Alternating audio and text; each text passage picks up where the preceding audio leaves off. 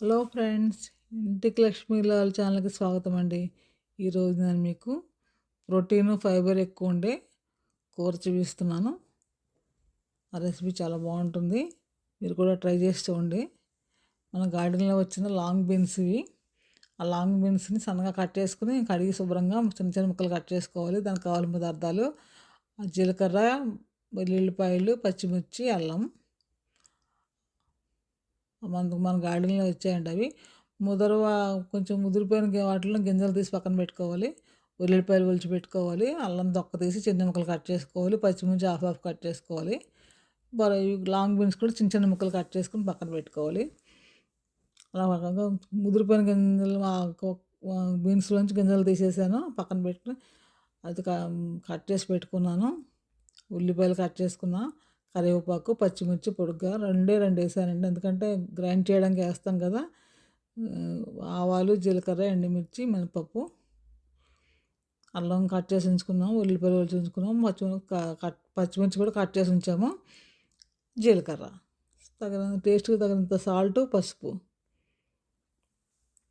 అదే ఉల్లిపాయలు కూడా తొక్క తీసి ఉంచుకున్నాము, సాల్ట్, దాని తర్వాత పసుపు,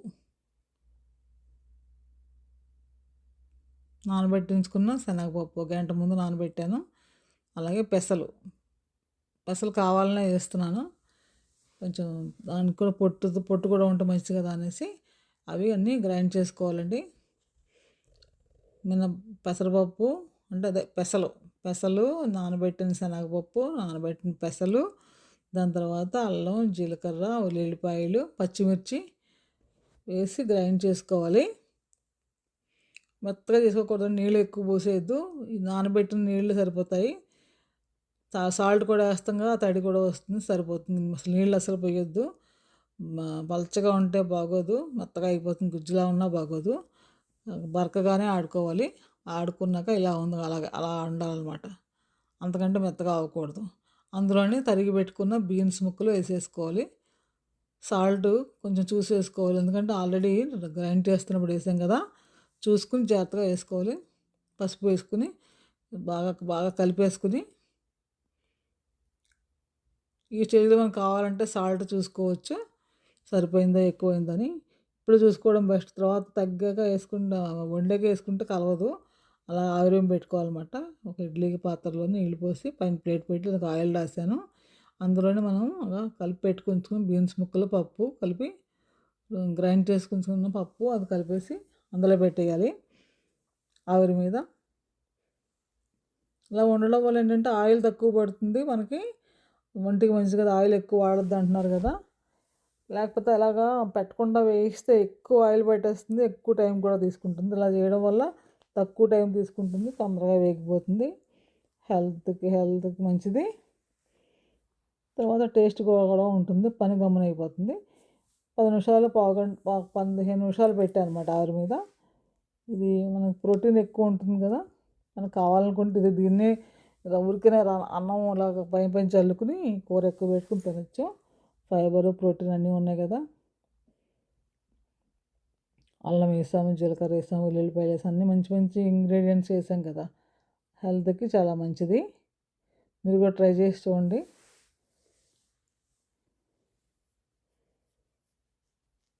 తమిళ వాళ్ళు అయితే ఉసిలి అంటారు, మీకు రకరకాల పేర్లు ఉన్నాయన్నమాట. పగా టైం చూపిస్తాం అనమాట. మొత్తం పావు గంట పట్టింది, ఉడికిపోయిందిగా. మరి చల్లారిపోయాక మళ్ళీ మూకుట్లు కూరలో వేసుకుంటే గట్టిగా అయిపోతుంది. మళ్ళీ కష్టపడి చేత్తో నలుపుకుంటూ కూర్చోవాలి. అలా కాకుండా ఇలా వేడిగా మీద ఉన్నప్పుడే మనం పక్కన కూర చేసేసుకుందాము. ఆల్రెడీ కట్ చేసి ఉంచుకున్నాం కదా ఉల్లిపాయలు అవన్నీ, మనకి చేసుకోవడం ఈజీగాను. పక్కన బాండిలోని ఆయిల్, మామూలుగా అయితే పచ్చిగా ఉంటే అలా ఆవిరి పెట్టకపోతే అసలు ఆయిల్ సరిపోదండి. అది అందులో పెట్టడం వల్ల అంతే ఆయిల్ వేసాను. అందులో ఇప్పుడు ఆయిల్ కాగిన తర్వాత పప్పు దినుసులు వేసేసుకుందాం. ఆవాలు, జీలకర్ర, మినపప్పు, ఎండుమిర్చి అవి వేగిన తర్వాత ఉల్లిపాయలు, పచ్చిమిర్చి, కరివేపాకు వేసుకుందాం. మళ్ళీ ఇంకా కారం ఇంకా వేయొద్దు మనం, ఎందుకంటే ఆల్రెడీ గ్రైండ్ చేసిన దాంట్లో పచ్చిమిర్చి వేసాం కదా, కారంగానే ఉంటాయి. అందుకని కారం చూసి వేసుకుందాం. సరిపోతే వేసుకోండి, మిరపకాయలను బట్టి కారం చూసుకుని జాగ్రత్తగా వేసుకుందాం. ఎక్కువ తినలేం. మళ్ళీ మన రసంతో చేద్దాం. ఇది ఈ కూర రసంతో తినచ్చు, లేకపోతే మనం ఉల్లిపాయ పులుసు పెట్టుకుని, టమాటా పులుసుకొని, వంకాయ పులుసుకొని దాంతో కూడా తినచ్చు, రసంతో కూడా తినచ్చు, దేనితో అయినా బాగానే ఉంటుంది. అలా ప్లెయిన్గా కూడా తినచ్చు.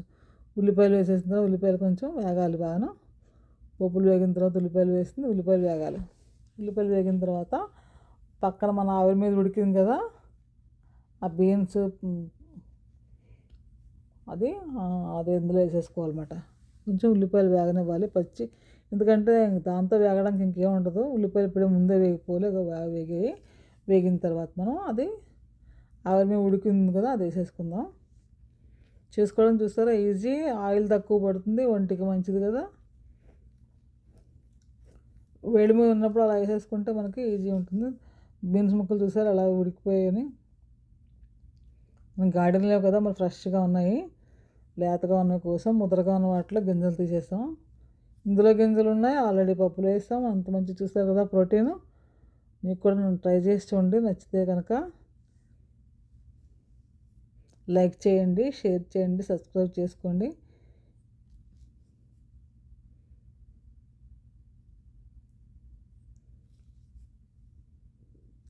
మొత్తం అంతా అందులో